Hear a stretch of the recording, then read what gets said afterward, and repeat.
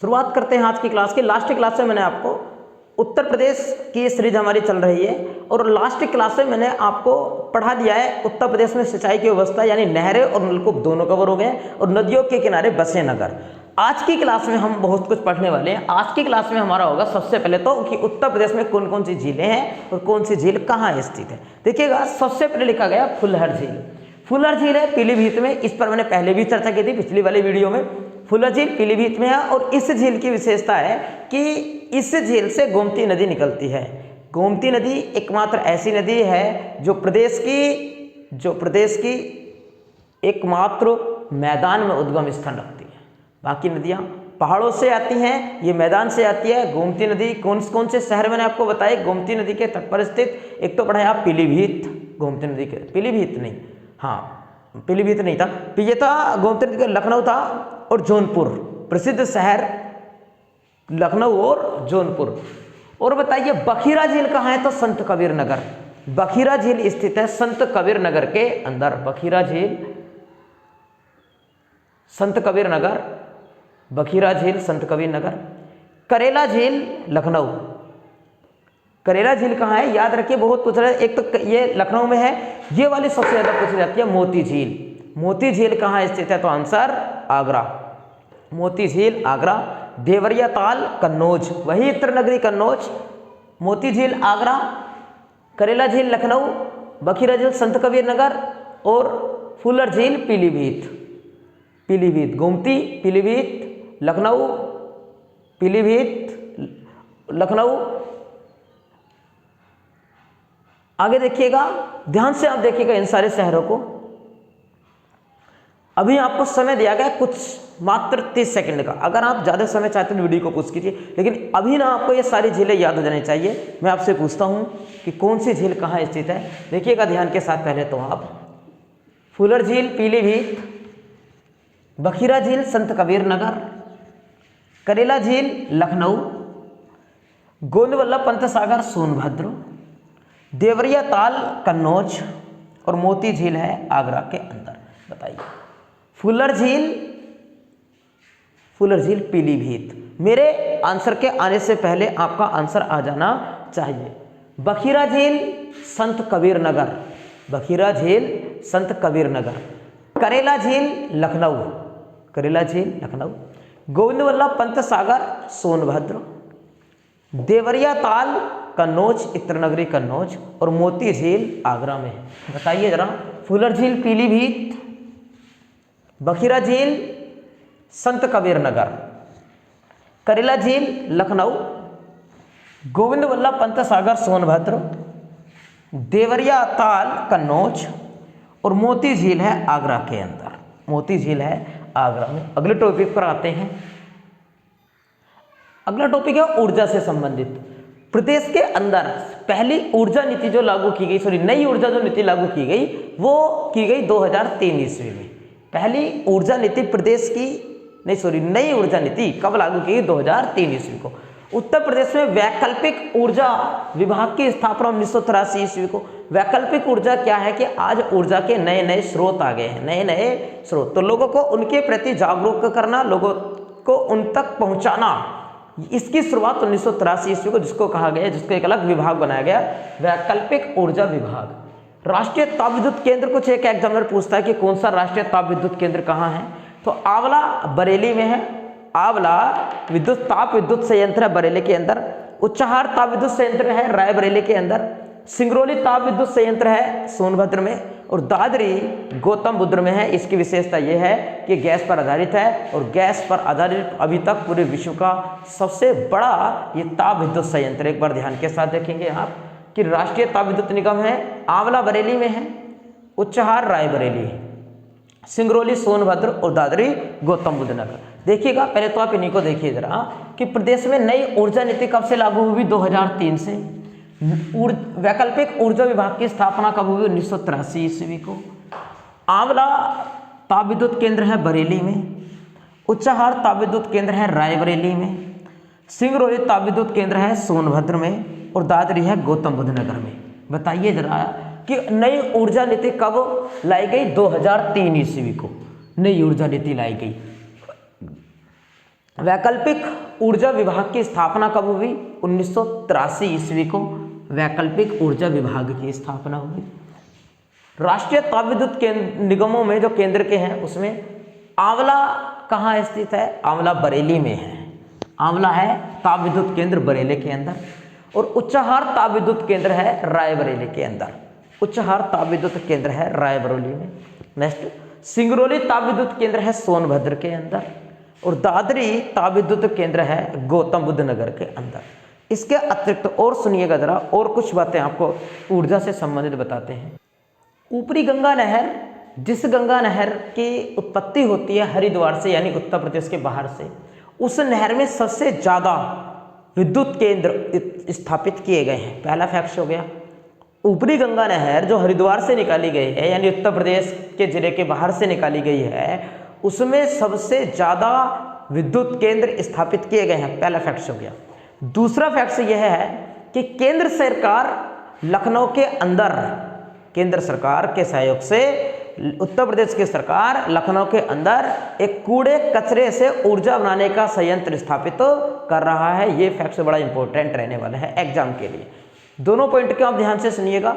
ऊपरी गंगा नहर में सबसे ज़्यादा विद्युत केंद्र हैं, और कहाँ उत्तर प्रदेश की सरकार केंद्र सरकार के सहयोग से एक कूड़े कचरे से विद्युत उत्पादन का केंद्र बना रही है, तो लखनऊ में बना रही है, लखनऊ के अंदर। आगे बढ़ते हैं नेक्स्ट टॉपिक पर। अगला टॉपिक संबंधित है हमारा खनिज संपदा से।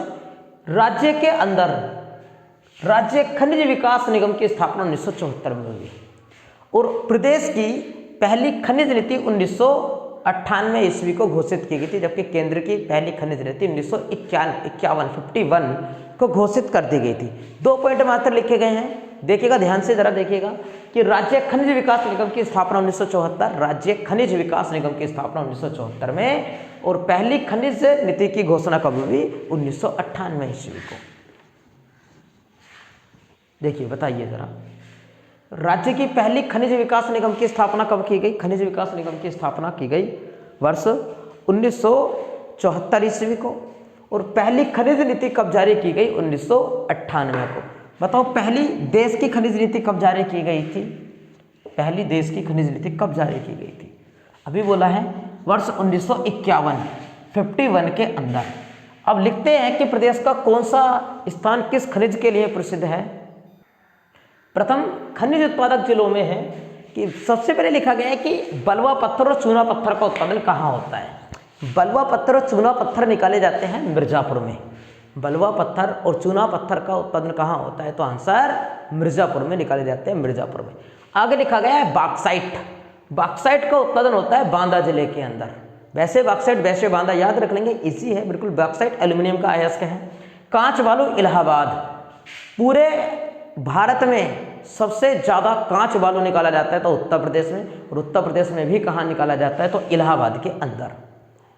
हीरा निकाला जाता है बांदा में। ध्यान से सुनने हैं, अभी याद करने हैं आपको ये सब। हीरा निकाला जाता है बांदा में। भारत में कहाँ निकाला जाता है? पन्ना खान मध्य प्रदेश। उसको नहीं पढ़ रहे, अभी उत्तर प्रदेश पढ़ रहे हैं। तांबा और यूरेनियम दोनों ही उत्पादन में अग्रणी है ललितपुर। तांबा और यूरेनियम दोनों ही निकाला जाता है ललितपुर में। जिप्सम झांसी, जैसे झांसी याद रख लेंगे आप। ग्रेनाइट चुनार मिर्जापुर। ग्रेनाइट निकाला जाता है चुनार मिर्जापुर में। एक बार देखेंगे ध्यान से। बलुआ पत्थर चूना पत्थर मिर्जापुर। बॉक्साइट बांदा चंदौली। चूना कांच बालू निकाला जाता है इलाहाबाद में। हीरा निकाला जाता है बांदा के अंदर। तांबा और यूरेनियम निकाला जाता है ललितपुर में। जिप्सम झांसी में, और ग्रेनाइट चुनार और मिर्जापुर में। याद कीजिएगा, अभी याद आपको करने हैं ये, अभी इनके आंसर मुझे बताएंगे आप। देखिए जरा, बलुआ पत्थर और चूना पत्थर निकाला जाता है मिर्जापुर में।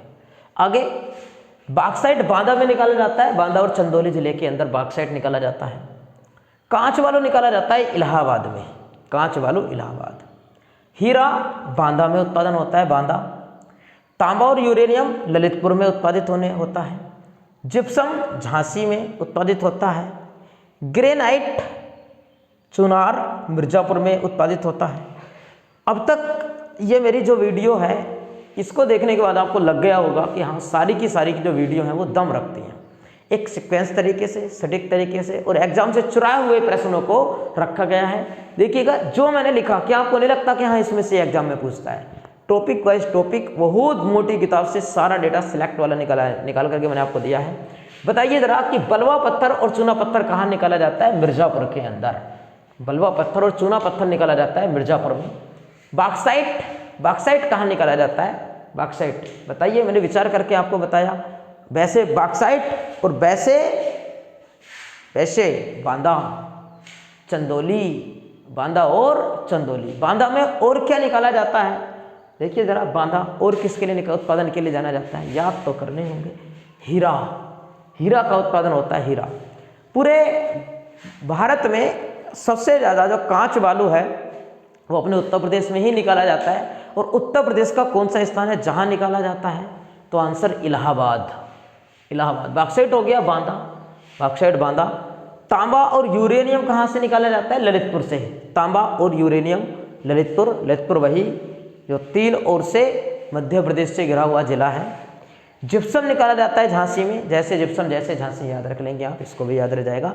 और ग्रेनाइट निकाला जाता है चुनार से, और ये चुनार कहाँ पड़ता है? ये पड़ता है चुनार मिर्जापुर के अंदर। मिर्जापुर जो फिल्म भी आई थी मिर्जापुर।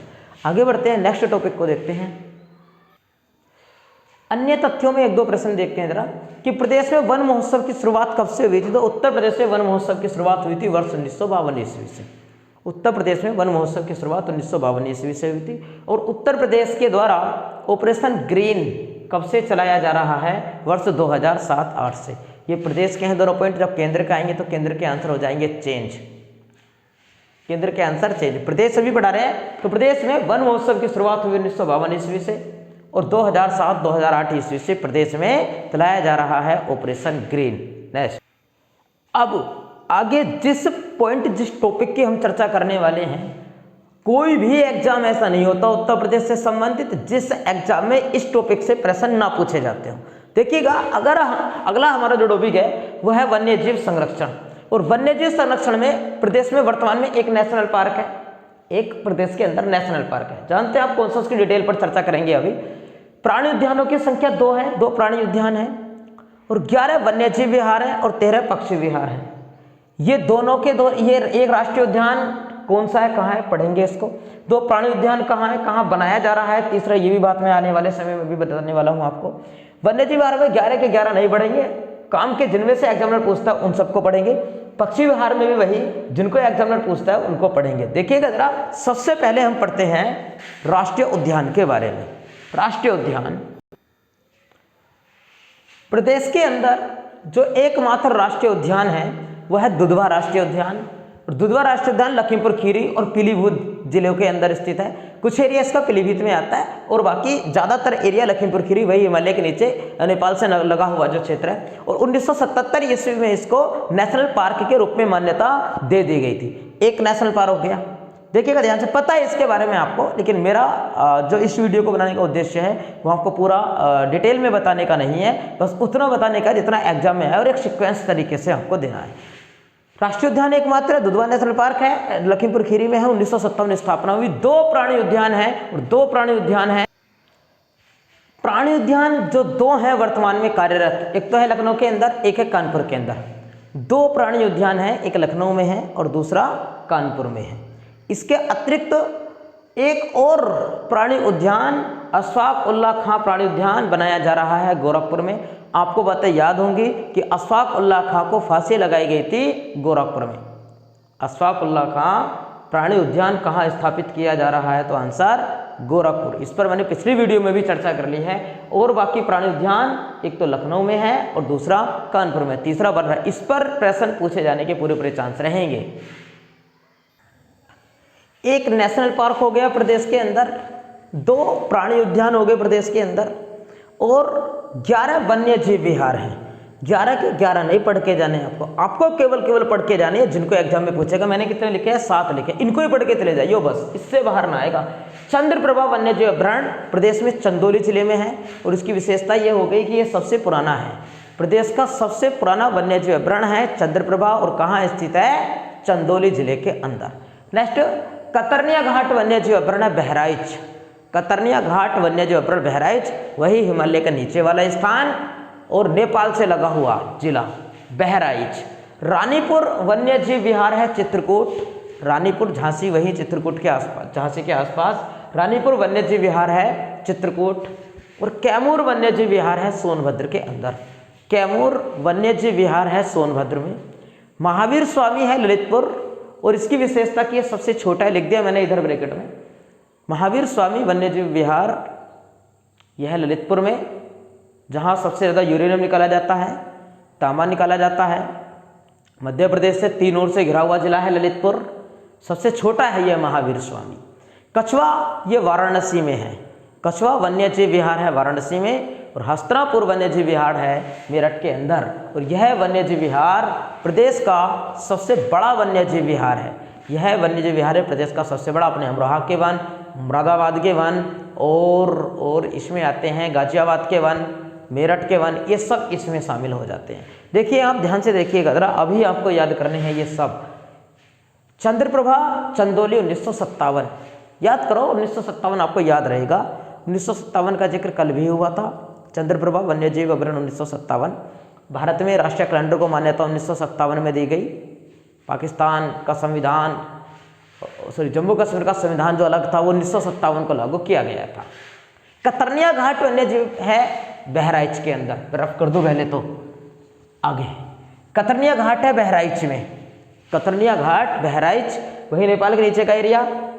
चित्रकूट रानीपुर, रानीपुर चित्रकूट याद रखेंगे आप, अन्य चित्र बनाया। कैमूर वन्यजीव विहार कहाँ है तो सोनभद्र में, कैमूर वन्यजीव विहार है सोनभद्र में। महावीर स्वामी वन्यजीव विहार है ललितपुर में और इसकी विशेषता है कि ये सबसे छोटा वन्यजीव विहार है, सबसे छोटा वन्यजीव विहार है। कछुआ वन्यजीव विहार है वाराणसी के अंदर, वाराणसी में है। और हस्तिनापुर वन्यजीव विहार है मेरठ में, इसकी विशेषता है कि यह सबसे बड़ा वन्यजीव विहार है, ये सबसे बड़ा है। देखिएगा ध्यान के साथ आप विचार करते जाइए जरा। वन्यजीव विहार मैंने आपको पढ़ाए, चंद्रप्रभा वन्यजीव अभयारण्य ये चंदौली जिले में है, स्थापना 1957 में हुई थी और विशेषता के सबसे पुराना है। कतरनिया घाट वन्यजीव अभयारण्य बहराइच में है, नेपाल के नीचे वाला एरिया। कतरनिया घाट वन्यजीव अभयारण्य आपको याद रह जाना चाहिए। रानीपुर चित्रकूट, रानीपुर चित्रकूट में है। और कैमूर वन्यजीव विहार कहाँ है सोनभद्र के अंदर, कैमूर वन्यजीव विहार है सोनभद्र में। याद कीजिए आप, महावीर कहाँ बताया है, कछुआ कहाँ बताया, हस्तिनापुर में। हस्तिनापुर वन्यजीव विहार कहाँ बताया, कैमूर मैंने आपको बताया सोनभद्र में है। महावीर स्वामी ललितपुर में है, ललितपुर में सबसे छोटा जो बताया ललितपुर में महावीर स्वामी है। कछुआ वाराणसी में है। मेरे मुख से आंसर आने से पहले आपका आंसर आ जाना चाहिए। और हस्तिनापुर वन्यजीव विहार कहाँ है तो ये मेरठ में है, इसमें अमरोहा के वन आते हैं, अमरोहा के वन, इसी में आते हैं मुरादाबाद के वन, इसी में आते हैं मेरठ के वन। और अब बारी है आगे प्रदेश के अंदर पक्षी अभ्यारण्य की।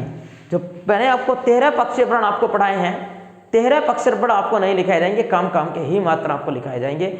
आपको 13 पक्षी अभ्यारण्य नहीं रटने हैं और वो इस वीडियो में कवर नहीं करेंगे, उनको हम कवर करने वाले हैं अगली वीडियो के अंदर। मुलाकात होगी आपसे अगली वीडियो में। इस चैनल को लाइक करें, सब्सक्राइब करें। मिलते हैं आपसे नेक्स्ट वीडियो में।